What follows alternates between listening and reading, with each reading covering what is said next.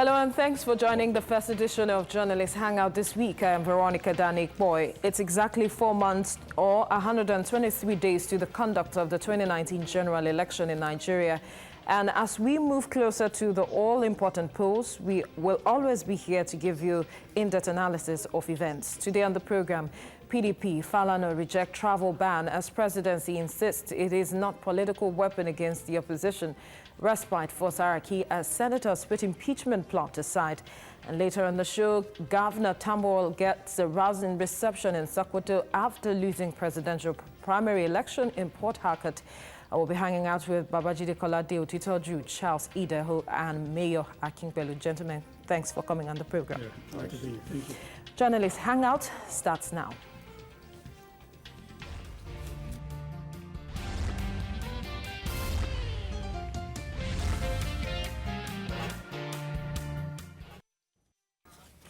Well, President Muhammadu Buhari's decision to place 50 notable citizens on travel ban via Executive Order Number 6 may constitute what American novelist Marilynne Robinson termed, quote, kindly intentioned but not considerate.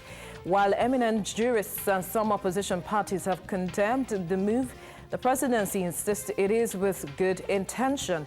In the face of this call for support for the ban, opposition to the order has been on the increase. Lagos lawyer Femi Falana asked President Buhari to withdraw it, saying he should allow the court to impose travel ban on suspected looters. The PDP and other opposition parties describe such action as draconian and illegal. They believe it is meant to silence the opposition. And Jide, adding to what Falana said, he said it is completely unwarranted, totally uncalled for, ingenious ways designed to expose Buhari's administration to ridicule. What do you make of his statement?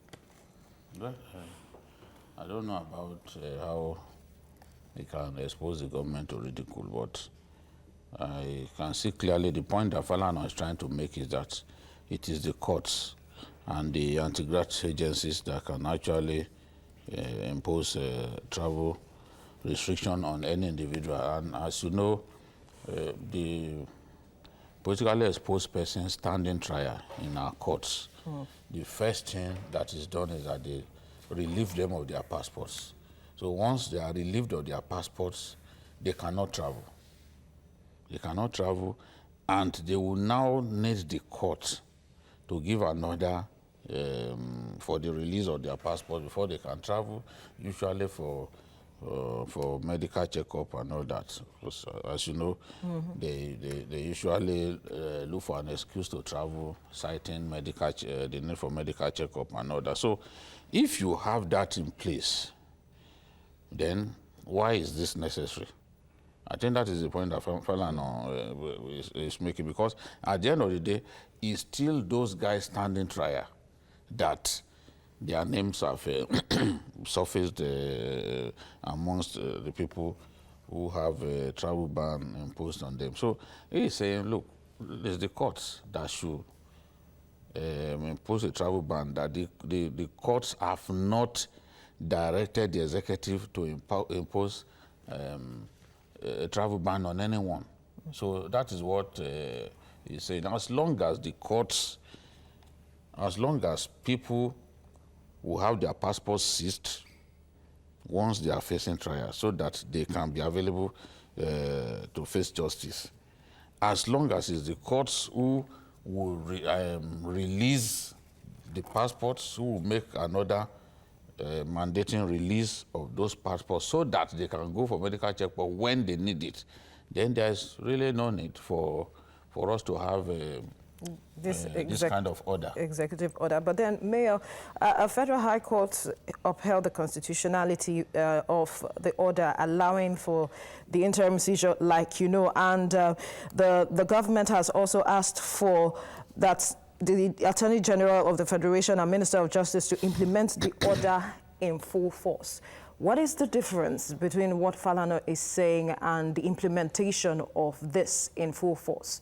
Is this order just a backing to that order?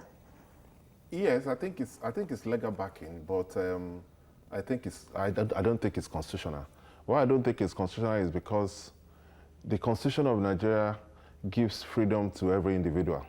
And it's only the court, individually, that can deny that right. You cannot issue a blanket order, because when you do that, it is road to dictatorship. Because what they are claiming, when Garba Shehu issued a statement, he said they have not issued the names of those that are on the list, yes. that the immigration officials know those who are on the list. And that, yes, they have the details of those that are on the list. So in other words, government can put anybody on that list. If they are the only one privy to the names of people on that list, then they can put anybody on that list and deny them the rights to travel, which I don't think is, like Jide said, it is unnecessary. What Olana is saying is that the law is unnecessary, except they have another motive for it. Because like you said, if I'm standing trial, the court reserves the right to say I should deposit my passport. If I want to travel, I have to go back to the same court for a permission to do so. So if that is in place, why is the need for any other order to enforce that? Perhaps because this is why some say there's a political undertone to it. It is not impossible. I will not say that, but it's not impossible. Because what I'm saying is that if nobody knows who except the presidency, know those who are on that order, they can put the name of anybody there. Yes. They can put the name of anybody there. Yeah. Because I can just get to the airport and they will tell me that I can't travel. You know that when we get to the airport, you will see the SSS people that will first check you or something, and they will check their system, and immediately they flag you. That means you can't travel. That is unfair. That is not acceptable.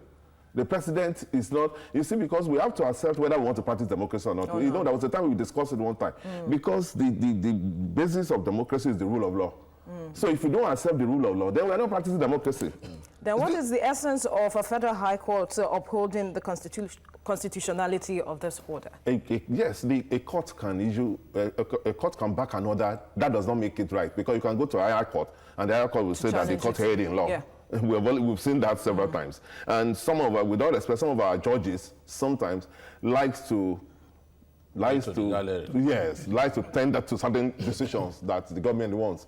They can go to appeal court. We have seen several times that in appeal court an order will be set aside. Yeah. So that is not.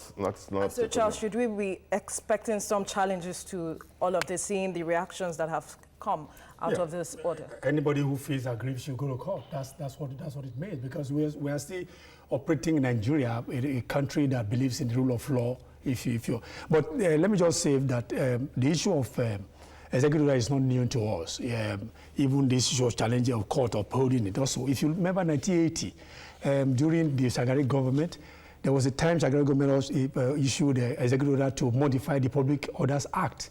Okay, and then two governors at that time, governor of Old Borno State and then the of Ogun State, Bisi Onabanjo, they challenged it in court, even though they lost. Okay, so the court also upheld the Public Orders Act that Shagari has sought to modify at that time. So then even when one of these travels that Buhari made, we also had the active president of Shibajo. He also used the Public Orders Act, where you had this issue of ease of doing business. It was a product of Public Orders Act. I think because it has to do with the fight against corruption.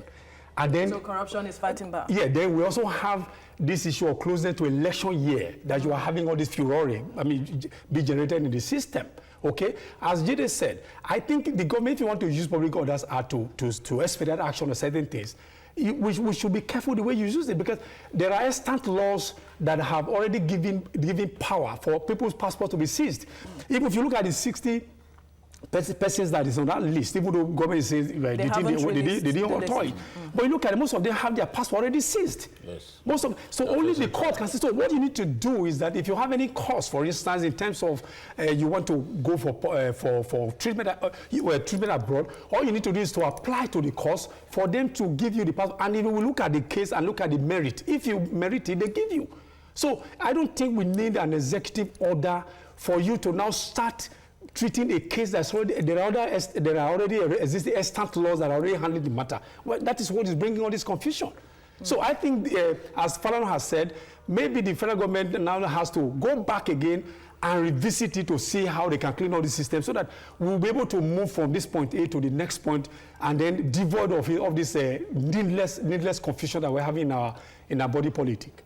But the presidency is saying that this move is in the interest of concluding cases that have dragged on for too long and held our judiciary captive. Even there are cases of 10 years. And knowing our judiciary system, will this order really hasten such cases?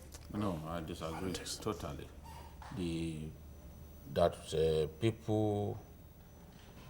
Cases have been delayed not because people have had the latitude to travel. Well, if you want to investigate why we have cases going on and on, we already, with the ACJA that we've come up with, we've now found a way to expedite the judicial process. So it's not the fact that, oh, maybe in the past people had opportunities to travel abroad while facing trial is the reason court cases are dragging on and on. Of course, you know that lawyers will come with frivolous applications and all that. Even now that the CJN has said, don't grant interlocutory injunctions in political cases. They a few weeks back with these primaries and the rest of them, they were still granting, those judges were still granting those prayers. So there's no way that we won't continue to have cases delayed because some judges are working in cahoots with some lawyers to ensure that cases that lawyers know are bad, they will just deliberately continue to delay those cases until such a time, maybe out of frustration, the two parties will come together and say, why don't you let's settle out of court? You know, so it is in the arsenal of lawyers to try to prolong cases the best way they can. So that has nothing to do with maybe people's passports not being seized or another. No, that's not the reason for delay. All right, quickly, Olawale is on the line calling from Lagos. Go ahead with your contribution. Good evening. Good evening. Hello. Good evening. We can hear you. Go ahead. Okay. Oh, okay. Danny, sorry. Good evening. Olawale is my name from Ikorodu. Yes. I just want to keep in note. Okay. You realize that the two governors that were jailed, their cases lasted for over 11 years. As Gide has said, in spite of ACJA, okay, we have not been able to expedite the trial of these corrupt elements in society. And it's causing a lot of problems and giving kudos even to the corrupt ones. The executive order is not meant to override the judiciary. We are told that some of them go abroad to go and dispose of some of their assets there. So by the time they complete this particular trial, the government will have nothing, okay, to take away from them. Therefore, the question that... All right, so Olawale, thank you for your contribution. Quickly, if you look at this critically, beyond the reaction... You have to be physically present abroad to dispose of property. In this age? Yes, I have a problem with information dissemination from the presidency. Yeah. All right. That excuse to me is childish and shallow. Because you cannot claim that by signing an executive order to deny people from traveling, that is how you can expedite action on a case. I mean, that's ridiculous. I mean, that has nothing to do with it because, you know, how would your traveling or not on inability to travel, how would I expedite action in court? You understand? So that is shallow. That argument Lisa Metu, been brought to court.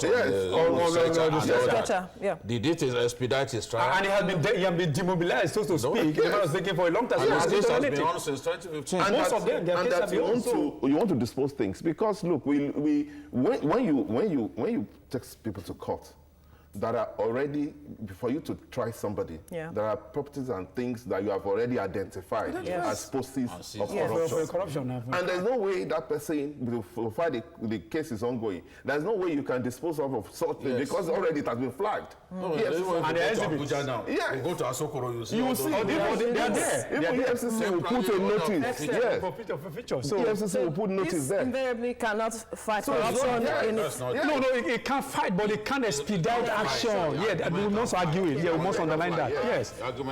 Yes. The Zani is not in Nigeria, but all over the world have already been seized. All right, then let's quickly move forward.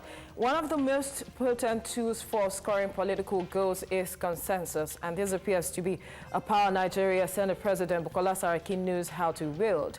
While the uproar that greeted his defection from the ruling All Progressives Congress APC to the People's Democratic Party PDP raged, threats about his removal thickened. But a week after resumption of plenary, Senator Saraki is still on his exalted seat as the number 3 man of the country. Senators on both sides of the divide in the red chambers have put the impeachment plot against him aside without a single shot fired. But we saw it coming on Journalist Hangout in one of our discussions on this program. Babajide Kolade Otitojo actually predicted that Saraki will survive the plots to remove him as the Senate President. Let us give you some clips from that edition. Saraki knows what he's doing. Saraki will not reopen the Senate until after the primaries, when everybody will be able to say, this is where I am now. People will come into the chambers with people with eyes blazing. Eyes blazing. So with so much bitterness in their hearts. They will listen to they will not listen to their party again. No. Except the APC is able to do something about this governor. Every governor appears to be interested in going to the Senate. What do you now expect when they resume from the recess? When they resume, anything can happen. Because Saraki said something that they do not know that we are in the majority. That's instructive. He thinks now that a lot of those people will cross. Yeah. Because they are constantly talking. When the other day I said that there are many that by the rules of the Senate, you will get up to say you want to impeach. That was why third term failed. Because we see the faces of those who wanted third term. So by the rules of the Senate, it plays into the hands of the presiding officer. It's extremely difficult to impeach a presiding officer. Obasanjo had to go and make a national broadcast where he thoroughly diminished Wabara. And Wabara was forced to resign. Yeah, definitely. So it wasn't as if Wabara, the senators voted, that Wabara should There is no amount of money you take. It's extremely difficult. They will take the money, they will still not do your business. If it is clear to them that it is you that is pushing for the removal of their leader, they are likely to take your money and not do it. Yes. Again, the prophet has spoken. Maybe you should go open a prophetic church. No, with you as a pastor, you come from a long line.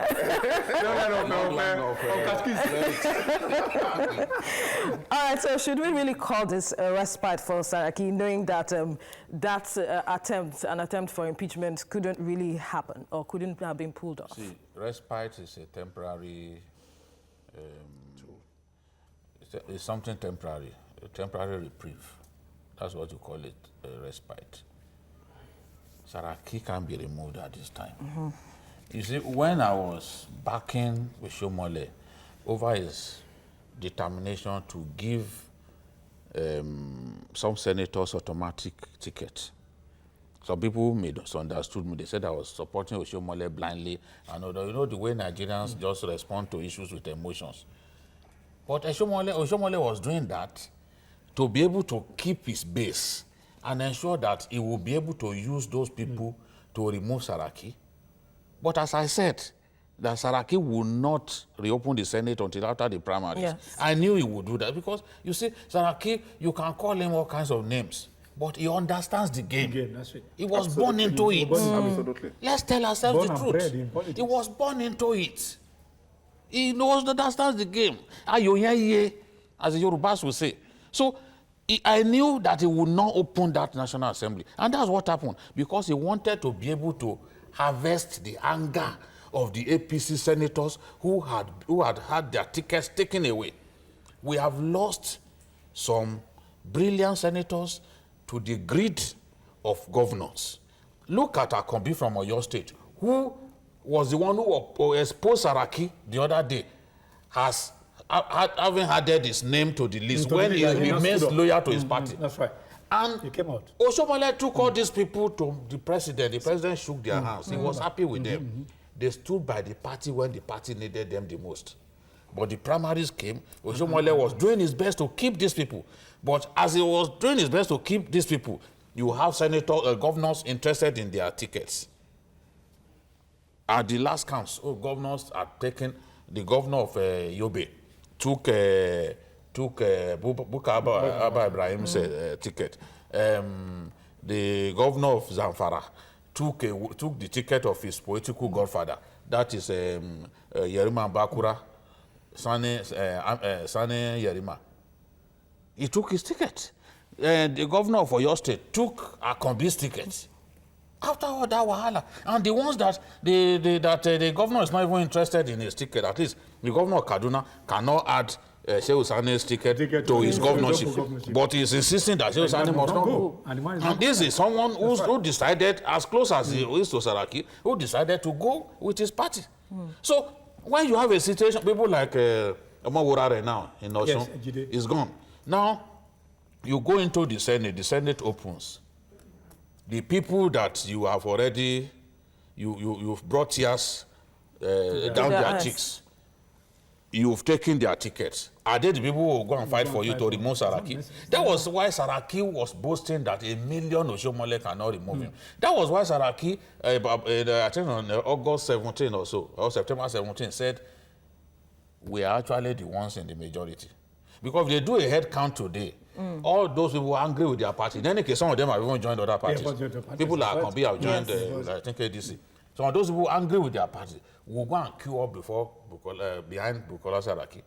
And it's the same thing that's happened in the House of Reps. You heard what the House Whip, Adodogwa, said. He said it's not even on the cards to remove Dogara. It's not there. Because you can't find 260 people to remove Abara. You are not going to find it. And to remove Saraki, you need 71. About 73. Is it 73 or 71? No, 73. 73. So where are you going to get 73? You will need to get some PDP members to add to it. Yes. So will you get those ones? So this is a problem. It's a big problem. But then Ahmad Lawan is saying that they didn't impeach him because the good thing to do is to have all the requests of President Muhammadu Buhari. The same request, not just the same Lawani that was hosting before the primaries. You see, the politics of the National Assembly is different. The politics of the National Assembly is different. Even at the best of times, like I said, it's very difficult to get the numbers. So when you now add that to the fact that because self-interest is the first interest in politics, if I'm a senator and you take away my ticket, why should you now say I should now do your bidding and impeach the Senate president? In fact, it's better for me to be close to the Senate president so that I can give you good committees. So they are playing with someone who, from the beginning of this administration, Saraki has always shown that he's smarter than those who run the party. They never wanted him to be Senate president. And for 3.5 years, they found it difficult to remove him. And when he now defected again, they were deluding themselves that they could remove him. And it's obvious that they cannot remove him. In fact, because you see, if you want to remove the Senate president, they will have done it. It's the first set of things to do before everybody settles down. It's easier to do that. So that you just do it and move on. But by the time you allow him to settle, it's easy for him to negotiate and give committees and make everybody happy. Yes. Charles? And that if you look at things like this, one day alone is enough for you to change the whole game. For them to have how many? Up to more than 1 month. There was a time they were going to resume on a Tuesday. They now shifted the whole thing. Whatever they were doing, even though they were going here. No, he was also looking at the date for primaries. Yes. So even when you saw Saraki going, also doing a fundraiser tour all over, talking about his presidential bid, he was reaching out to people and concessions were being made. And you also heard the issue of people losing out, not returning. Those people who are returning, if you could just hold the thought. We have Dari on the line calling from Kaduna. Go ahead with your contribution. Yes, you see, I want to concur with what Babajide is saying over there. You see, this politics is not about noise making. It's about, calculating your steps before you move. And like he rightly said, Saraki is a master in this game. Yes, Saraki might not be the saint, but he knows how to play the game better than those people that have the opportunity of making the noise. So they should just pipe low and allow this guy to finish his time. If they don't want it again, let them, instead of rocking the boat of this stability in the National Assembly, I think, please, they should just give peace a chance so that at least we can move forward a bit. God bless you. Oh, as I said, you also find Saraki, one of the things is that he plays to the hilt is the issue of always yielding grounds. Even if he has to yield ground to the opponent for him to remain and he will do it. Look at the way he Kuremadu emerged. So during this that's how he settled the PDP. That's permanently. Where have you ever heard it that you find even opposition now having upper hands? And he gave them a voice. So he's always ready to use ground. And the man, as he said, he's been in the game for somebody that was born. His father was Senate president in the 1983 or so. Senate leader. You find, so it is something he has learned over time. He has no other business apart from politics. And what is just like some of us who are journalists. He's supposed to be practicing medical doctor. I don't think he still has what else he has? He said garden does somewhere. So just like some of us, maybe you heard it from you. So some of us will always going for refresher courses. He also has his own refresher courses, and that's exactly how to be at the front of everything. You plan your own, he plans his own. That's it. No, you're very good. He's very good at it. Master in it. You know when I began to fear him in 2011. I told my boss. I think he was governor at that time. So. He was governor, about to leave office. I told my boss, Bayo Nonoga, of News Agency of Nigeria, I said, Saraki will be the first to defeat his dad. He said, no, it's not going to happen. Since the 60s, Saraki had never lost in Kwara. And I said, the structures that his dad used to have, Saraki had inherited. Yeah. And how did he inherit the structures? He was the governor of the state, made by his own dad. And then he began to service the structures of his dad. When he wanted to test the waters, he would call for meeting the same time with his dad. The same time that your dad calls for a meeting. To see who those that will come for the meeting. So that you now see.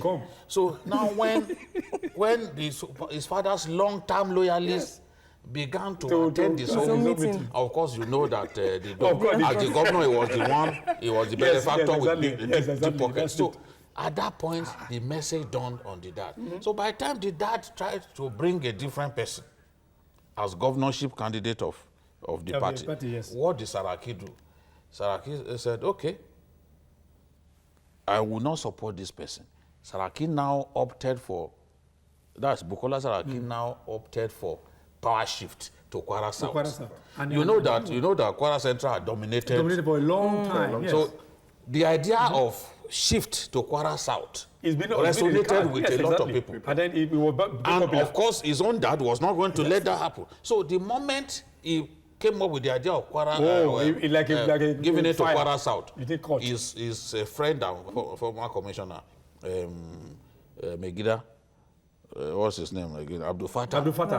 Yes. Abdul Fattah, the son of a policeman, inherited, gained from him Saraki's position. And the election was conducted. Saraki defeated his dad. I remember. Largely because of... First of all, about the sister. Actually, but without... Bemi was just there in the background. That's what I'm saying. The backing of the father. It was the contest. It's just like Nekiti. We all knew that it was Fauci that was contesting. You know, not Leka, nobody knows. So at the end of the day, he achieved his aim. He defeated his dad. He ensured that his dad's candidate did not emerge. So if you are dealing with that kind of person, you have to be tactical because he is tactical. Right. We may not like him. We can call him names. We can call him names. But the thing is, you must admit that we need to quickly, this is an area where he's strong. We need to quickly go on this break, and the discussion continues when we return. Stay with us.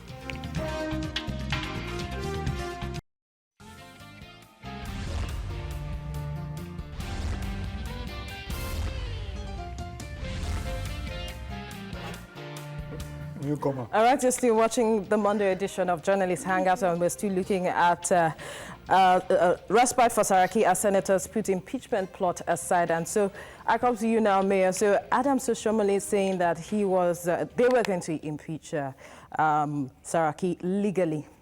Yeah, it's something that we should just shove aside. It's okay for the chairman of the party to wish because I believe that those citizens were being in the field of Hangout. They felt, this guy went to PDP when we've had problems with PDP all this while. But like I said, the party have always made that mistake. One, they always underrate Saraki. They always arrogate to themselves a power they do not have. Because when Saraki wanted to be Senate President, they said, okay, we don't want you to be Senate President. This is the position of the party. And the guy went behind and then made a deal with PDP. That was how they were angered, and that they kept putting pressure on him to say, okay, this is what the party wants, and this is what you should do. And he didn't agree. But remember that along the line, they changed the leader at that time because he's a man that understands the game. And in the National Assembly, especially in the Senate, immediately you have that power base. You can take any decision because before you come to plenary, some people will have gone to meet with the Senate President and they will agree to say, okay, these are the things we are going to do today. You understand? Yeah. So it is that power base that you need. And because now he's in PDP, but when he was in APC, the PDP senators were his power base.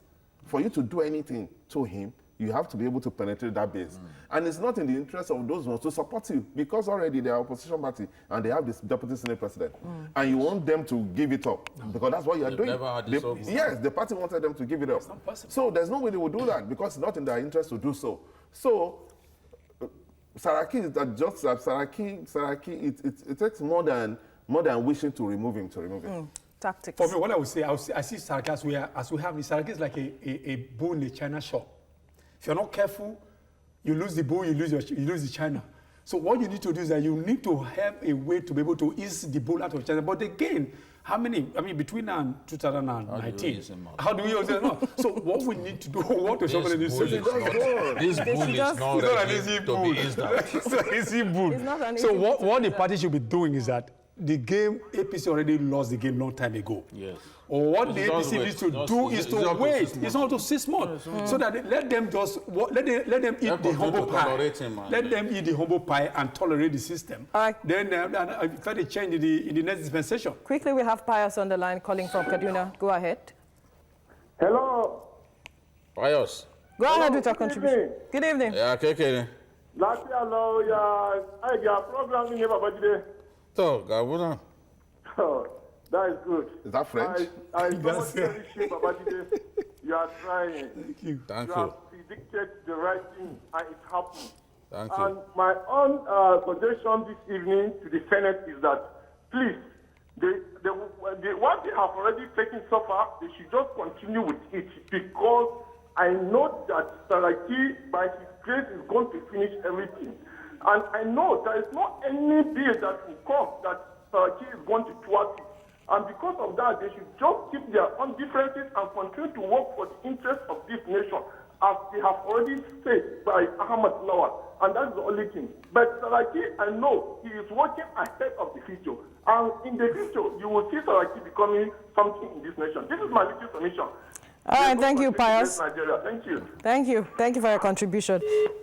So as I said, what we need to do is that the APC should just eat the humble pie, let the sleeping dogs lie, allow this system to remain, at least within, I mean, by February, we should be talking about a change. More important. So they have, and then let them find a way to consolidate, and then they have a presidential candidate to sell to Nigerians. So they should really dissipate energy on how to sell the Buhari brand.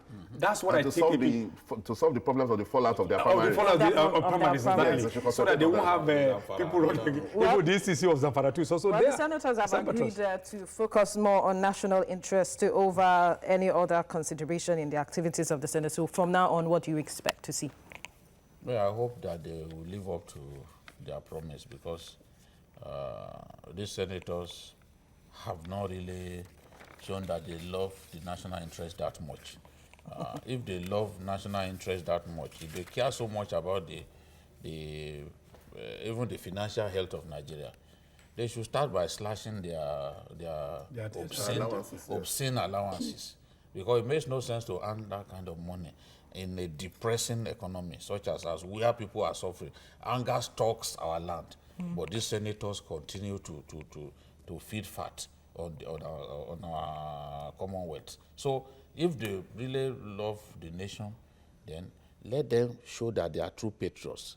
They should announce, the Senate President should announce that, look, for so long we've earned these allowances, it's obscene, it makes no sense. Now we are going to, we agree. No, look, we've seen countries where the first thing, one of the first things that the President of Kenya did was to slash the wages of the lawmakers and even himself. And we've seen even the president of Senegal scrap the Senate in its entirety. So this is not a big deal. We are not saying they should to slash their salary, because their salary is not really the issue. No, the allowances. As approved for them by the Revenue Mobilization and Fiscal Commission. But it's the devil is in the allowances that they earn. Bogus. You know, it's so huge. So we are saying, look, do something about it. At that point, I'll begin to respect them and see them as patriots. You know, but simply passing bills or what the president, granting the president's prayers and all that, it's not enough for me to think that these guys have changed. They should go beyond that and look at the wages that they earn. Remember what Ribadu said about them? He said, nobody knows how much you earn, that you people operate like cultists. But that's the truth, because when they want to decide the allowances, they go into executive session. Exactly. That's what they do.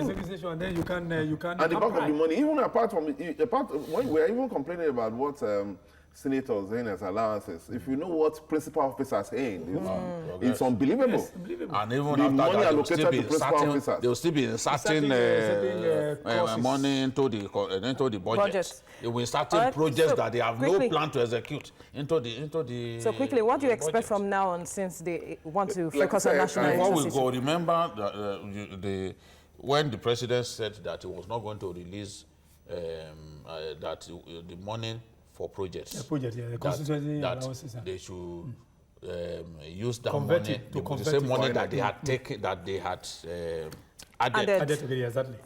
I said it that they are going to tell the president to look for money elsewhere. And that's exactly what they've done. Because those constituency projects, those projects that they've come up with, that they've inserted into the budget, that is where they want to make money to run their elections. So the president, they will not listen to the president if he says this is the same money that they should use for INEC. They will not. They will tell him, no, go and look for money elsewhere.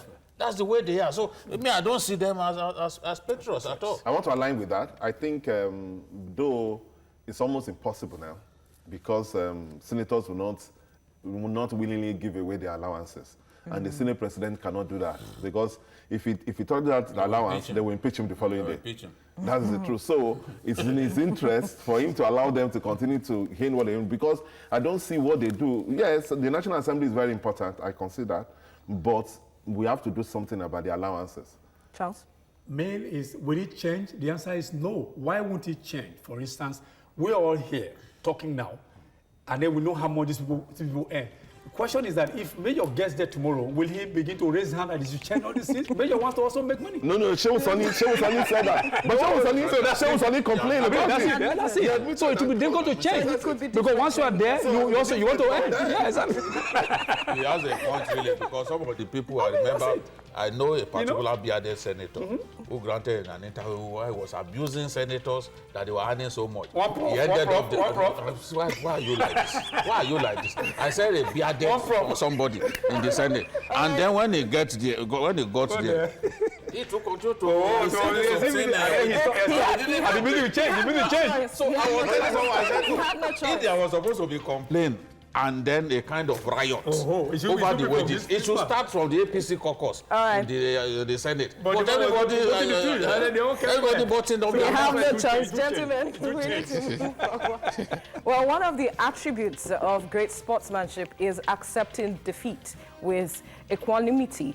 For Governor of Sokoto State, Aminu Tambuwal, and the state chapter of the People's Democratic Party, PDP, it is time to move ahead in their political journey after mixed fortunes in the party's primaries. In the spirit of sportsmanship, the PDP organized a reception rally to welcome Governor Tambuwal home after his failed attempt to secure the 2019 presidential ticket of PDP in Port Harcourt, River State. Crowd of supporters gathered to receive him from the airport and followed to the Sokoto government house. For Tambuwal and the PDP, they live to fight another day. Mayor. Yeah, I think Tambuwal is a politician that I like. He's right within the politics, is rhetoric. And he almost became the candidate of PDP. Well, that's the visual of the crowd. He almost became the candidate of PDP, if not for last-minute horse trading. He was proud to. Yes, it was Cosino. He was the man to beat. So he has done well. I think it should be commended. He has done well because, and he's still young, still relatively young. So age is on his side. It's a nice thing. It's a nice thing. But sometimes you win some, you lose some. Definitely, you win some. But did you expect as much support for him like this? Honestly, when I saw this crowd, I was amazed because, you know, Facebook is the theater of the absurd and theater of the irrational. Some fellows posted some pictures showing just a few people. And then they said, oh, come and see people on the tree. Just for Tambuwal. Now, and they said, come and see the crowd. The crowd in quote. Yes. What happened was, Tambuwal, the people that you saw, those few, like 5 of them, they were actually inside the airport. And because of what happened when Wamako had a similar reception like this, and people spilled onto the tarmac, they said, no, this must not happen again. So they didn't allow the crowd into the airport. So the few aides who got onto the tarmac and other places were the ones that they pictured. And then they tried to give the impression that Tambuwal has not got people. If you could just hold the thought. We have Peter on the line from Taraba. Go ahead with your contribution, Peter. Okay, thank you. Yeah. Good evening and good evening to our guests. Good evening. Please, you know, what I want to ask, and for you people, journalists, to help me and clarify it also, because since this government, people keep hitting on the legislation, the amount they earn. But I never see one day ask how much and the allowance of ministers. Because I believe this thing, one day somebody should ask also. When they bring all this into table, you ask and know what they are earning. Because the legislators, people have been battering them front and back. Also, let's ask for ministers how much and compare what. At least what both sides. All right, Peter. Thank you for your contribution. He's asking for the allowance of ministers. That's the difference, because ministers, what they earn and their allowances is determined. The difference in the National Assembly is that because it's a body, they fix the allowances themselves. And it's a different arm of government. It's a different arm of government. So because it's a different arm of government, they can fix their allowances themselves. Because they have their own budget, they can decide that this is what we want to get. Even when the matter of TSA came, they said, no, we don't want TSA. They didn't want to dismiss TSA. Because it's different. That's the difference. A minister cannot determine his allowances. It's fixed, yes. All right, now. So they snapped pictures of those guys who went to the tarmac. There were just about 5 or 6 of them. And then called that the Tambuwal crowd to show that Tambuwal is not popular, nobody knows him. But he had been termed as that. Huh? He had been termed as being unpopular at some point. Yes, with the picture, I'm telling you that the picture that was posted, they say, see the crowd that received Tambuwal. But that was taken inside the airport, where the crowd was not allowed to get inside. But on the streets of Sokoto, it took him about 4 hours to get to his house. Because the people came out in full force to receive him. And what this suggests is that he still has a future in politics. Yeah. He may have failed this last time. But he fought gallantly. But he still has a future. Abraham Lincoln faced several times, the 15th American president. Even our president today, Buhari, he failed about 3 times. You know, got it. It was the 4th attempt. He had even said he will not contest again. Before Tinubu and Co. said, no, you are the one who can win for us. So you think he'll come again? He want to attempt again? No, Tambuwal sees himself now as a national player, a national political player, having taken part in the presidential primaries. That's the way he sees himself. He's been number 4 man in the country. So he thinks that he has to play at a level even higher than Sokoto State. So to dismiss such a person, you know, it's in our nature to dismiss, oh, this election, this person can't do well. And then you see what happened in Osun. Oh, this one cannot win an election. That time is past. People should not underrate a politician because you don't know how much hard work he has put into the contest.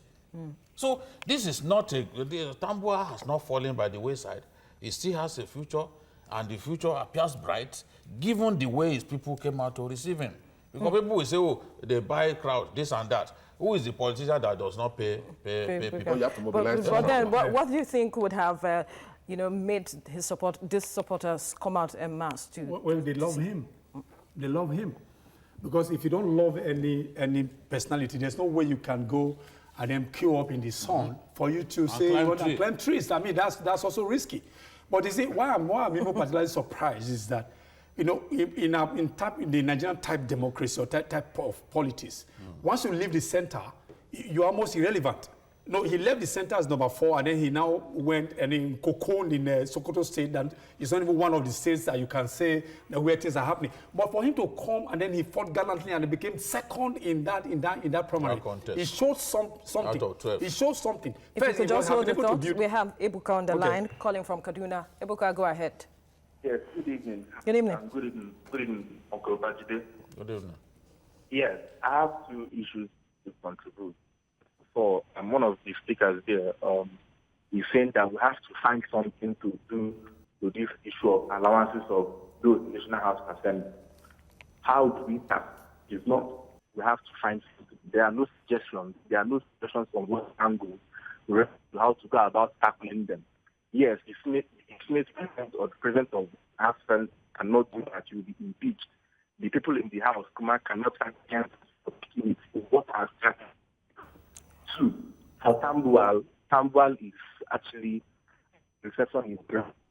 But my own is, I wish that my prayer is, I pray that we rally around him, we also rally around the person that picked up for primary when it comes to 2019. That is my own take. Thank you, Ebuka. So when you look at him, he's been able to build bridges over time. You know, he has this handshake across the Niger and Benue. He has friends within the South. So you can't really call him a sectional politician, because he has friends all across.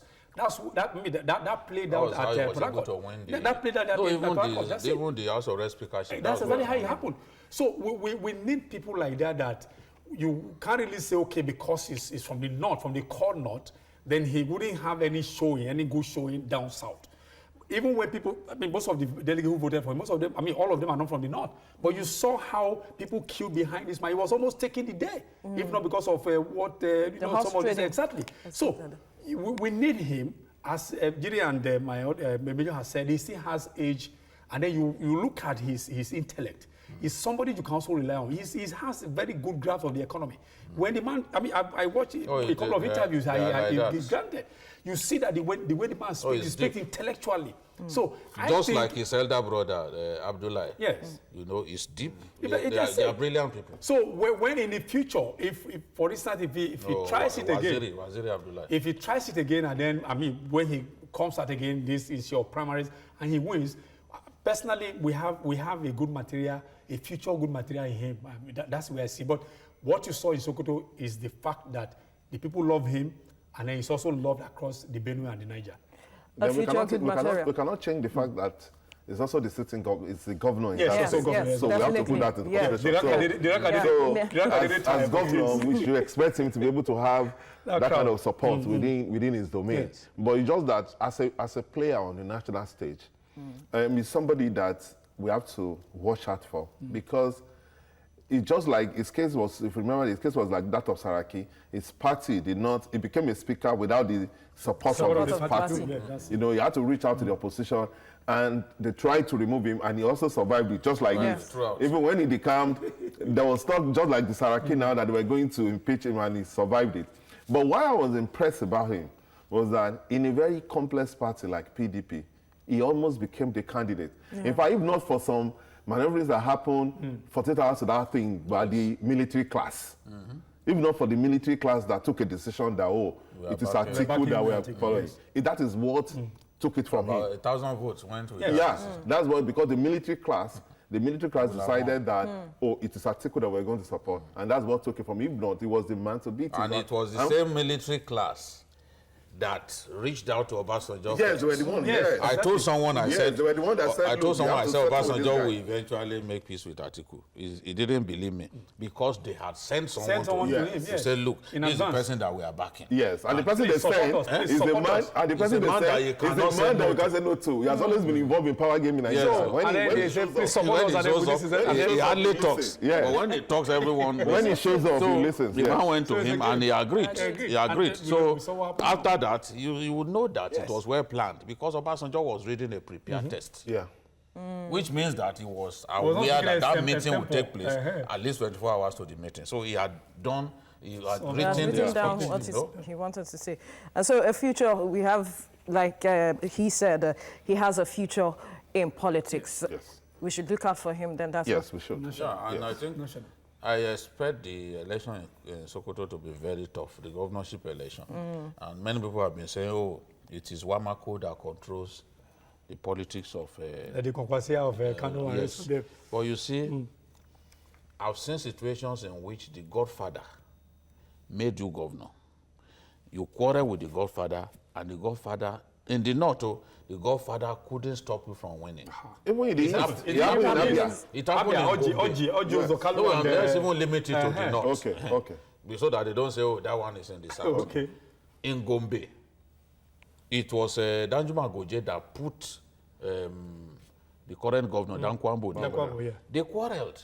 They even went to different parties. But Goje could not stop Dankwambo from being re-elected. In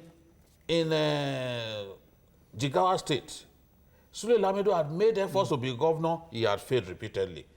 And then Saminu Turaki took him. He said, I want you to succeed me. As soon as he succeeded Saminu Turaki, they fell apart. But Saminu Turaki could not stop Sule Lamido from winning.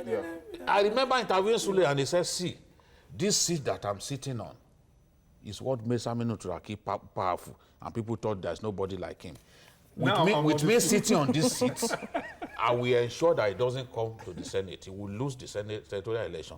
I will ensure that I regain this seat and win the election. And that's what happened. To pass. And that's other examples like that. To come to the conclusion that because someone is the political godfather, another person cannot win. When you are an incumbent, you have resources. You have resources, you have tremendous powers. I mean, even the one major even made allusion to the issue of all the Jews of Kalu, and then the Kalu. Remember how Theodore was able to pull the rug off the foot of chased them out of the party. Today he rendered all Jews of Kalu irrelevant in the politics. The man is looking for even where has relevance even after his own base. And that was him, and he was chief of staff to Jews of Kalu. Not even deputy governor. We need to be conscious of time. Our final takes on our topic so far. I want to end by saying that Bukola Saraki has proved beyond all reasonable doubt that he's a politician to respect. And I think that the best thing for the Senate to do is to concentrate more on things that will benefit the nation than playing politics of impeachment and all that. for Tambuwal. I want to commend him for what he did for the school showing in Port Harcourt.